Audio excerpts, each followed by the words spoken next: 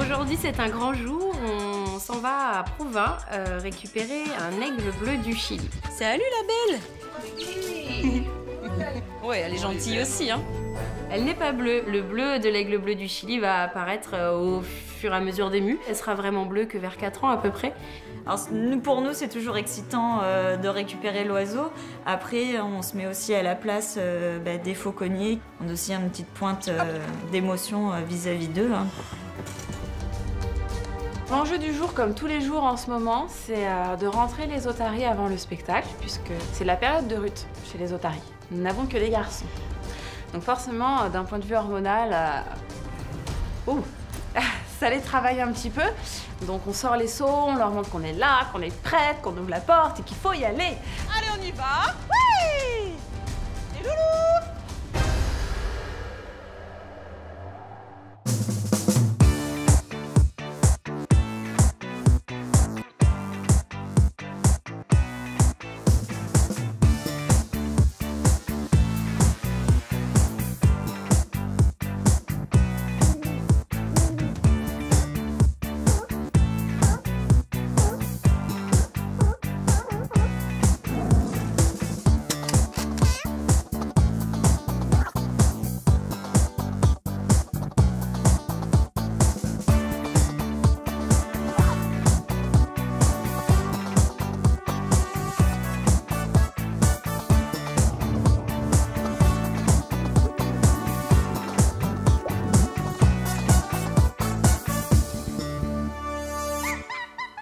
Because you know I'm all about that bass, no trouble. I'm all about that bass, no trouble. I'm all about that bass, no trouble. I'm all about that bass. Yeah, it's pretty clear. I ain't no size 2, but I can shake it. Elle est là, la belle. Salut. Ah, on a bien dormi? Elle est trop belle. Donc ce matin, je suis à la fauconnerie avec Emeline et Tanguy et je vais leur présenter notre nouvel aigle qu'on est allé chercher hier à Provins.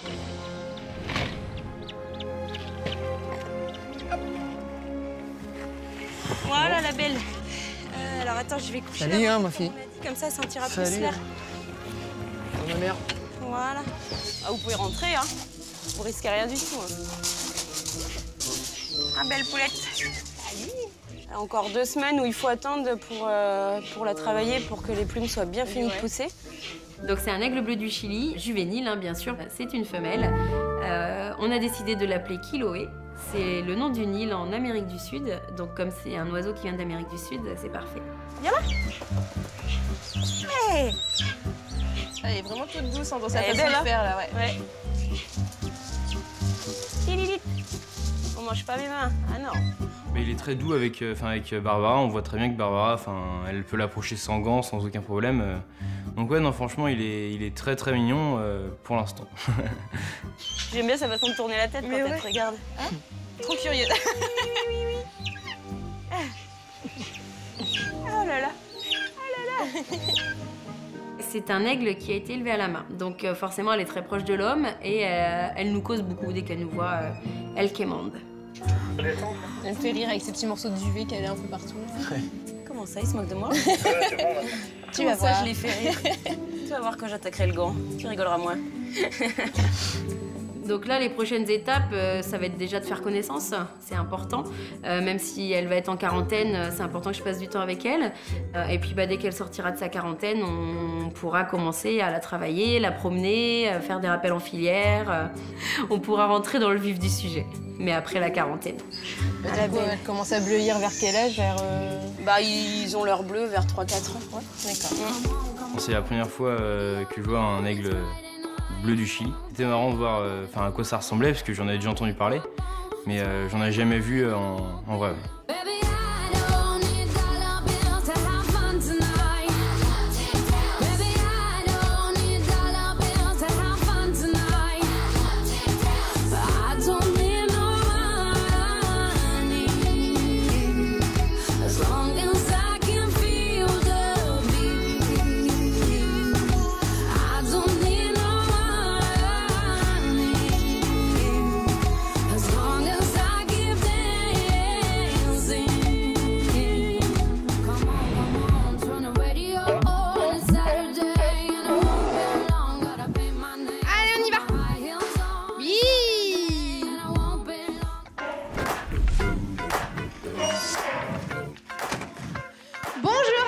tous et bienvenue au spectacle d'Otaries du Zoo de la Flèche. Laissez-moi pour commencer vous présenter les deux premières de nos otaries. Voici Jimmy et Cookie. Allez! Hey! Aujourd'hui, je prends la décision de prendre Jimmy en spectacle à l'eau. Je vous propose tout de suite de parler d'un autre animal, un animal avec lequel on confond très souvent les otaries. Je veux parler du phoque. Alors c'est vrai, je vous l'accorde, phoque et otaries se ressemblent beaucoup. Ils appartiennent d'ailleurs à la même famille. Mais j'insiste, ce sont vraiment deux espèces différentes. Pour vous aider à les reconnaître, plusieurs astuces. La première, toute petite, se situe juste à ce niveau. Les oreilles. Là, en l'occurrence, moi, Jimmy, je le sens un peu démotivé. Sur les rentrées de spectacle, il a toujours tendance à ne pas rentrer. Que ce soit la rentrée avant le spectacle, il est un peu compliqué, il faut aller le chercher. Sur sa partie spectacle, au moment de le rentrer pour aller chercher Wally, il a tendance à décrocher et à rester dans le bassin, à préférer ne pas rentrer. Donc moi, ce que je voudrais, c'est lui montrer, regarde, si tu rentres, t'auras une bonne surprise puisqu'aujourd'hui, c'est toi que je prends à l'eau. Alors, les phoques, ils ont bien des nageoires aussi, mais les leurs sont beaucoup plus petites, si petites que finalement, pour se déplacer sur le sol, les phoques ne pourront pas se servir de leurs nageoires. Les phoques vont être obligés de ramper comme le ferait une chenille ou un ver de terre. On dit d'ailleurs que le phoque ondule sur le sol.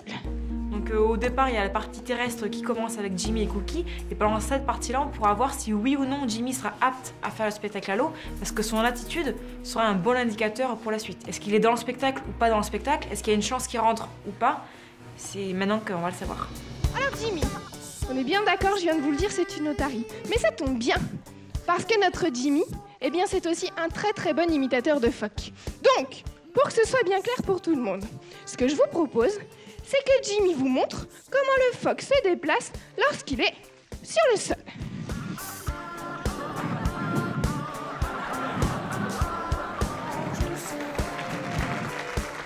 Jimmy, je n'ai aucune idée de la teneur de sa concentration du moment. Il est un peu fatigué, néanmoins dans son attitude, moi je vois un Jimmy qui a envie, et qui en demande. Donc, on y va sans filet. On verra bien. Moi je suis une optimiste.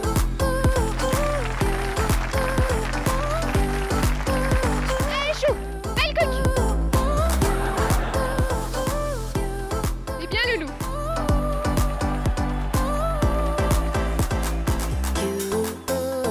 Le spectacle est vraiment plutôt pas mal.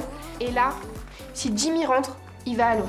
Si Jimmy rentre pas, je peux pas lui montrer que tout ce qu'il a fait là, je l'ai vu. J'ai compris ses attentes, je sais ce qu'il a besoin et je vais lui montrer que je peux accéder à ce qu'il veut. Mais il faut qu'il rentre. Hey, ça marche mes cheveux, on y va. Bravo mes loulous. Ça roule.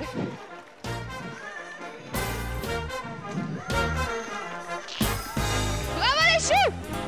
Et je fais mon exo et il rentre. Et là, moi j'arrive dans le bâtiment. Wouh! Bon, heureusement qu'il n'y a pas de canne à l'intérieur, hein, parce que là c'est un cri de joie. Alors, Kitoudou, quand j'ouvre la porte, soit il part direct à l'eau, et dans ce cas-là, bon, en termes de concentration, ça risque d'être compliqué. C'est vraiment le point compliqué pour Jimmy. Soit il m'attend, et on est pas mal. Donc j'ouvre la porte, il m'attend, mais 2 secondes. Je le vois, il est pressé, il veut y aller. Bon, ok, allez, on va à l'eau, et puis de toute façon, maintenant, c'est vaille que vaille. Cette partie du spectacle est la concrétisation de la relation de confiance mise en place avec nos animaux. Le travail avec les otaries commence vers l'âge de 1 an lorsqu'elles sont alors sevrées. Chaque otarie a son caractère et ses capacités. Par exemple, Jimmy a ses propres attitudes et ses propres préférences. Jimmy, je l'ai pas vraiment vu en spectacle, j'ai juste vu en entraînement, mais quand on est sur la plage, on n'a pas forcément le même point de vue. Et donc il faut que je vois quel exercice elle va faire, et si ça marche pas, que j'explique aux gens qu'est-ce qui se passe. Et là, ça y est, pour moi c'est parti, c'est le stress qui monte, c'est oh mon Dieu, ça commence, qu'est-ce que je vais dire, qu'est-ce que je vais faire, c'est pas possible. Donc là, normalement, c'est un exercice où Jimmy est censé pousser les pieds de Bérénice, mais vu qu'il est en plein apprentissage, elle lui propose de lui pousser sa main et c'est ainsi beaucoup plus facile pour lui. Il prend plaisir à faire cet exercice et ainsi ça marche correctement.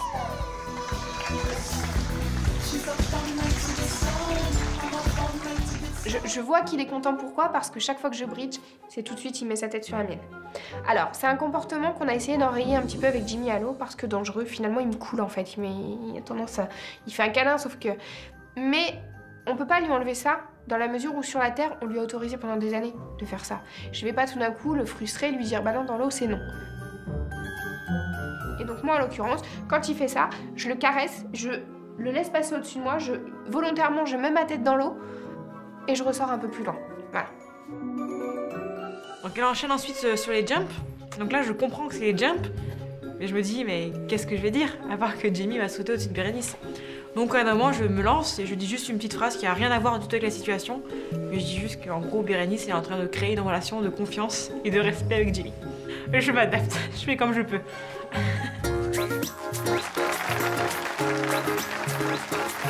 Mot de la fin, c'est une très bonne journée. J'ai vraiment la sensation qu'aujourd'hui, Jimmy, on lui a montré qu'on était à son écoute, qu'on était prêt à faire en sorte de lui faire plaisir plus souvent. Donc moi, je suis très contente.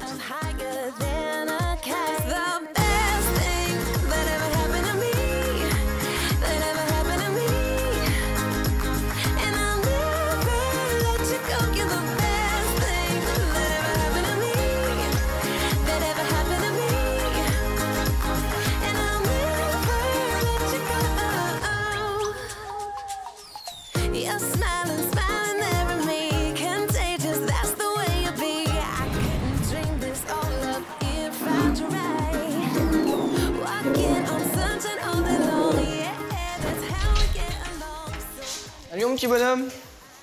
Alors, t'es malade? T'es malade mon bébé? Allez, Camille qui arrive mon loulou, elle va s'occuper de toi. J'ai une petite inquiétude au niveau des ours, puisque j'ai l'impression qu'Ivan va pas super bien. Ivan n'a pas voulu sortir, pas voulu suivre Irina et Igor. Dans l'enclos, j'ai constaté pas mal de diarrhée. Donc voilà, j'ai trouvé ça moyen, donc j'ai préféré enfermer Ivan à l'intérieur en attendant que Piche ou Camille viennent voir l'état d'Ivan. Alors voilà notre grand malade. Alors je t'explique vite fait. Donc ce matin on a retrouvé plein de diarrhée, quasiment que de la diarrhée dans l'enclos. T'es vachement par terre sur le ventre. Donc voilà, mais je le trouve pas bien, je trouve un peu patraque. Ouais, moins vif que d'habitude. Ouais. Les soigneurs, eux, ils connaissent très bien leurs animaux. Ils vont me dire, bah là, ce regard-là, il est pas normal, ou là, il a les yeux qui brillent. Moi, ça m'aide et je pense qu'eux aussi sont contents de pouvoir voir me dire ce qu'ils voient pour que ça puisse m'aider à trouver le meilleur traitement. Là, aujourd'hui, il y avait beaucoup de restes de nourriture. Je pense qu'il faut le régime alimentaire a changé assez brusquement. Oui, parce que vous avez augmenté d'un coup les rations. Ouais, ils ont augmenté les rations, puis beaucoup de fruits. Beaucoup. Et puis beaucoup de croquettes, tout en flèche. Ouais. Du coup, je pense qu'il a peut-être pas trop apprécié le changement. Bah, c'est possible, normalement, tu fais une transition. Ouais. Tu augmentes au fur et à mesure. Il y a plusieurs hypothèses pour la diarrhée, donc ça peut être un processus infectieux, donc comme nous, une petite gastro. Ça peut être la ration alimentaire qu'on a changée récemment, il y a une semaine, qu'on a beaucoup augmenté. Vu qu'ils sont en pleine croissance, il faut quand même donner de l'aliment pour qu'ils puissent avoir une croissance correcte. Sinon, ça peut être aussi parasitaire, donc des petits vers, des choses comme ça qui peuvent faire de la diarrhée. Donc pour ça, il faudra qu'on prélève du caca si ça recommence. Il y avait trop de menus, trop de trucs. Faut donner plus de fibres. Je regarderai un peu ce qu'on peut donner. Bah, surtout, je pense que ce qu'il faut pas donner. Bon, il a un comportement qui semble assez normal, il a pas l'air souffrant, donc pas grand chose à faire pour l'instant, à part juste peut-être diminuer un peu les fruits et aussi les fibres. Donc tout ce qui est aliments fibreux, c'est vrai que ça accélère le transit. Ça va ou pas vous? Ouais. Nous, ça va pas mal. Tranquille? La forme à l'autre? Les pépères. La forme à pépette. Et ils étaient pas souillés du coup? Genre, ils avaient pas de merde. Non, que des merdes moches, que de la chasse. D'accord. Il n'y avait pas de sang, il n'y avait rien dedans? Non. Parce que peut-être leur faire un coup d'antiparasitaire, ça peut leur faire de mal et puis... Ouais. Bah, il faut voir s'il y a encore de la diarrhée en fait les prochains jours. Quoi. Ouais. J'étais allée dans ce secteur-là, mais jamais dans le bâtiment des ours, donc ouais, c'est une occasion. En plus, ils sont tous dedans, et donc je vois ses frères et sœurs qui sont dans la loge à côté. C'est sympa de voir un petit peu tout le monde, surtout que c'était la première fois que je les voyais. Ah non, ça va. Oh, il est content de retrouver les frères et sœurs. Ah bah tu vois, il sort. En fait, il s'est passé un laps de temps entre ce matin quand moi j'ai vu Ivan et quand Camille est arrivée. Du coup, bah voilà, ça n'a pas constaté de problème particulier chez Ivan, comme si c'était rien passé. C'est comme nous, ça passe au bout d'un moment, bah lui c'était sûrement pareil. Ouais, elle est presque venue pour rien en fait, mais je lui ai quand même expliqué ce qui s'était passé. Bah voilà. C'est surtout toi que je voulais voir, donc pas les ours, c'était une excuse. Voilà. C'est encore une fois pour faire venir Camille que j'ai fait ces petits trucs et ça marche. J'attends la prochaine avec impatience. Ouais, à tout, Camille, merci beaucoup. Allez, sors ma pépette. Bon, bah, je vous laisse 5 minutes pour réfléchir, faut sortir, mais bon.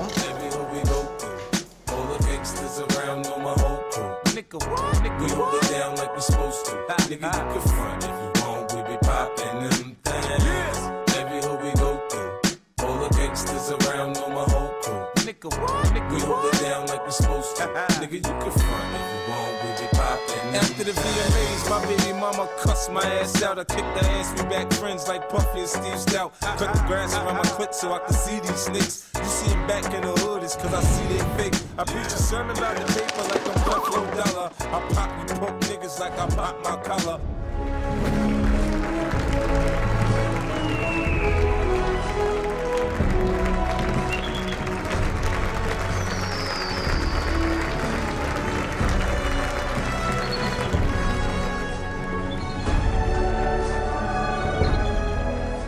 Aujourd'hui, je suis avec Barbara et Angie. C'est l'heure du spectacle et on se prépare pour lancer le retour de Fancy. Il fait partie de la famille des bucorvidés. Je pense que ça ne vous dit pas grand-chose. C'est tout simplement un calao. Nous sommes très contents de vous le présenter aujourd'hui car ça fait un petit moment qu'il était en arrêt de travail. Monsieur nous a fait une grosse perte de plumes qui l'a énormément fatigué. Donc bien sûr, il était au repos avec nourriture à volonté en attendant d'aller mieux. Du coup, la Fancy, depuis samedi, tu vois, on découvre des petites touffes de plumes comme ça un petit peu partout. Ça, c'est des plumes qui sont cassées. On dirait, ouais. Okay. Ouais, c'est bizarre quand même. D'accord. Bon, ce qu'on va faire déjà, on va éliminer l'hypothèse parasitaire. On va le traiter. Ouais. Alors aujourd'hui, on lui propose de voler à nouveau pour voir justement comment ça va au niveau du plumage. Je pense que là, pour le coup, il est un petit peu surpris. Car ça fait quand même un moment qu'on ne lui a pas proposé de vol. Alors on va lui laisser une petite poignée de secondes. La montée en tourelle a toujours été le plus long dans son exercice.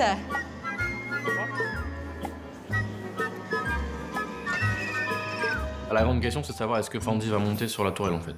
Est-ce qu'il va vraiment être motivé? Est-ce qu'il va être vraiment intéressé par la récompense qu'on va lui donner? Voilà, on sait déjà par avance que Fancy, quand il monte en tourelle, c'est toujours un petit peu long. Et du coup, là, vu qu'en plus il est assez haut en poids, est-ce qu'il va être intéressé, si j'en récompense en haut de la tourelle, est-ce qu'il va être intéressé pour monter? Fancy qui est né en 2012 au zoo de Beauval, où il a été élevé à la main. Fancy. Il nous a rejoint l'hiver suivant. Fancy. Et depuis, il participe à nos spectacles. Nous sommes très fiers de vous le présenter. Fancy. S'il veut bien se montrer, bien sûr. En fait, Fancy, quand il sort de sa volière, c'est pas un oiseau qu'on prend au gant comme les rapaces, c'est un oiseau qu'on fait marcher. Et du coup, il nous suit pour aller en tourelle. Et de la tourelle, après, il fait des allers-retours entre deux fauconniers. Alors bien sûr, nous, on leur propose, ce sont eux qui décident. Voilà, il arrive en tourelle.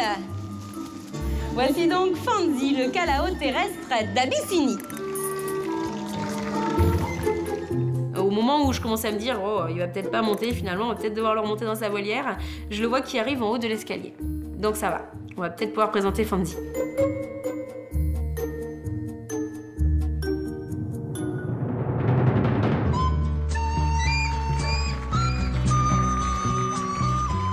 Quand je le vois s'approcher, se mettre sur le rebord de la tourelle et qui regarde Angie, je me dis non, c'est bon, il a l'air motivé, il va y aller. Et il vole.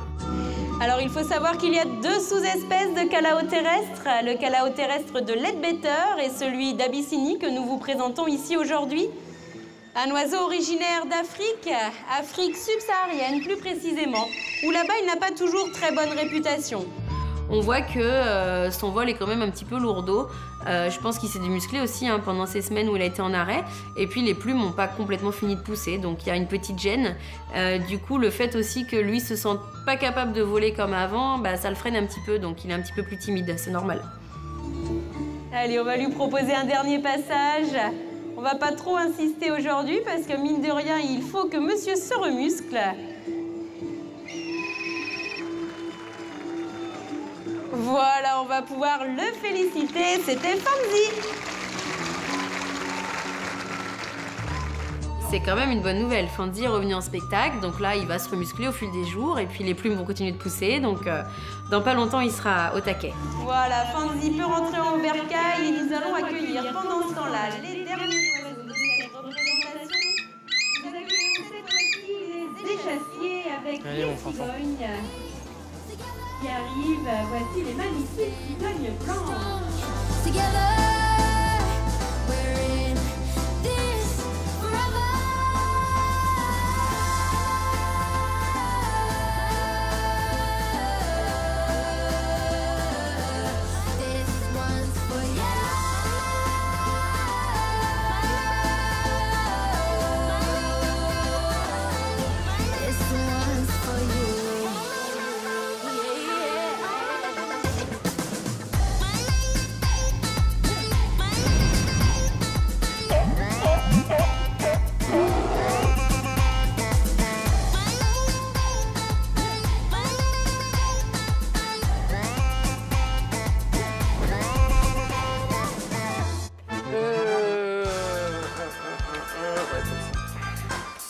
Donc ce soir, en fait, on se retrouve avec Bérénice au bord du bassin. Et on va plonger en fait dans le bassin pour un truc qui est pas très marrant. C'est que l'état du bassin, en fait, se détériore de plus en plus. Donc je veux qu'elle le voie, pour le coup, de ses yeux et qu'elle le filme avec, pour le coup, une petite caméra pour qu'on puisse faire remonter, en fait, les images et, en fait, les envoyer à des entreprises spécialisées en travaux sous-marins parce qu'on n'a pas beaucoup de solutions, en fait, pour réparer. Donc le truc, c'est qu'on va partir du point là-bas. Après, on regardera là, les fuites ici sur le bord, parce qu'on le verra bien avec un masque. Tu vois, parce que j'ai l'impression qu'il y a quand même vachement de points là qui sont abîmés. Tu vois, je les vois, en fait, je les vois, on les voyait pas l'autre jour. Ouais, mais là, ouais. On va regarder ça. Taïko est très joueur, hein, c'est un showman, c'est pas pour rien, n'est-ce pas? Puisqu'il est quand même très présent dans le parc et ouais, très joueur. Donc dès qu'il arrive à en fait attraper, ils sont très habiles avec leurs griffes. Et en fait, il arrive à tirer le silicone qui fait la jonction et qui fait l'étanchéité entre les baies vitrées et les feuillures en inox. Donc tout ce qu'il peut accrocher, tout ce qu'il peut tirer, tout ce qu'il peut arracher, tout ce qu'il peut... Enfin, tout ce avec quoi il peut jouer, parce qu'en fait, pour lui, c'est que du jeu. Hein, c'est pas du tout... évidemment, il n'y a pas du tout l'idée de faire mal, quoi. Mais en fait, tout ce qui peut lui procurer, voilà, un petit moment de jeu, de rigolade, et voilà. Donc, il y va, et avec le jeu d'un ours polaire, quoi. C'est-à-dire presque 600 kilos, 500 pour lui, parce qu'il est encore un petit peu... Il est un peu fluet encore, n'est-ce pas? Il est encore jeune.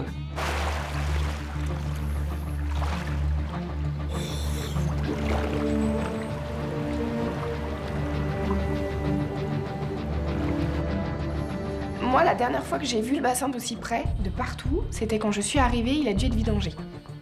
Et c'est impressionnant. Là, il y a une pression. Steph, il veut du rendu.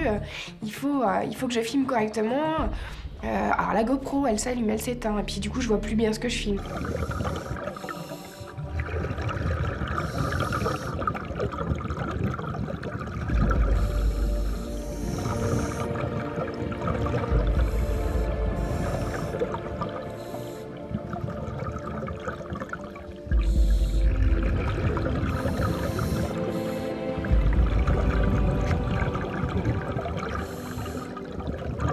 Ce qu'on voit clairement, c'est qu'il y a effectivement des zones. Hein. Donc Taïko, il a arraché des bouts, il manque du silicone sur certaines zones. Enfin, il y a du travail.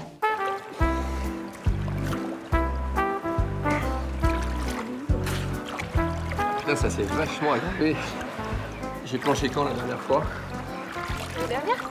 Ah non, tu regardes, j'ai plongé cette année il y a pas longtemps. Ah mais oui, c'était quand? J'ai plongé en avril, et là, ça s'est vachement aggravé. Il y a vachement des périodes, il y a des zones entières du plaster qui s'est barré, si tu veux. Et puis là, ça continue. Tu as vu, il y a des endroits, même l'acier, l'inox, si tu veux, est en train de se bouffer complètement. Je sais pas comment, on dirait une réaction chimique ou je sais pas quoi.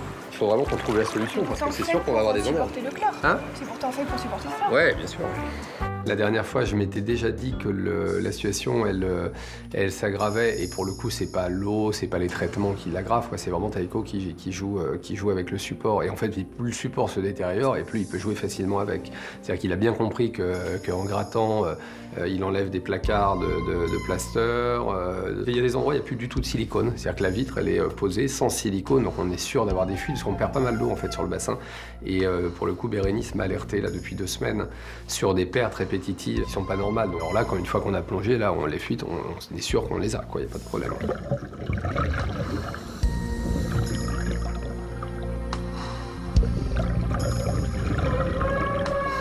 Les signes que me fait Steph, c'est est-ce que ça t'a bien pris? Est-ce que ça t'a bien pris? Est-ce que tu vois ça? Donc je lui fais signe, oui, t'inquiète pas, je suis ton doigt, je suis la ligne. Des fois, je le rattrape, je le ramène. Regarde ça, t'as vu ça? Et le but, c'est vraiment qu'à la fin, cette vidéo, finalement, elle nous donne le bassin d'un bout à bout, en fait.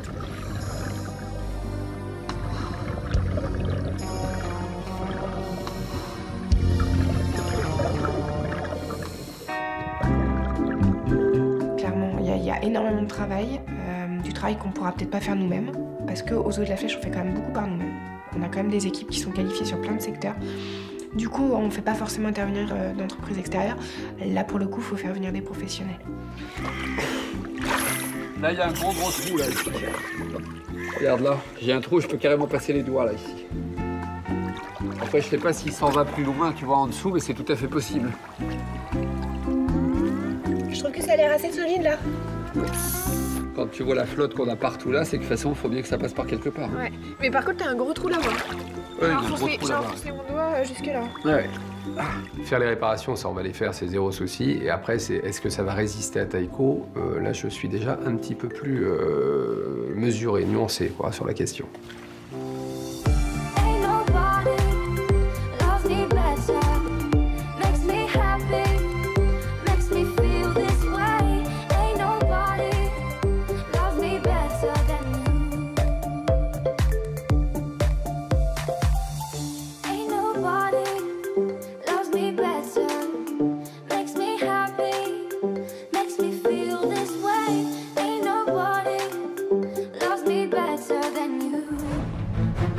Aujourd'hui, en fait, j'accompagne Jeanne au Saimiri parce que Kouroï était pas trop en forme. Il est encore par terre? Ouais. C'est pas normal de retrouver ce pauvre Kouroï au sol comme ça. Oui. Il a plus de 40. Un animal malade, ça va très très vite. L'issue peut être fatale. Qu'est-ce que je fais? Ce matin, on a prévu en fait de faire la mise en contact de nos 2 hipponas, donc Ziama qui est arrivé il y a très peu de temps, et de Jazzy, qui est là depuis des années. Je sais pas pourquoi, mais ça peut faire des étincelles à n'importe quel moment. C'est ça. Ça y est. Attention bébé. Attention, regarde derrière toi. Alors On vous réunit pour vous annoncer donc la 3e édition cette année du Zoathlon. Le lancement des inscriptions, c'est donc à partir de ce soir. Et il y aura un tirage au sort pour la constitution des équipes. L'objectif, c'est de mixer l'ensemble du parc. C'est vraiment l'occasion de rassembler tout le monde en fait. C'est une seule et même famille. Il n'y a plus de secteur oiseau, secteur otari. Voilà, on est tous ensemble et c'est des moments très agréables.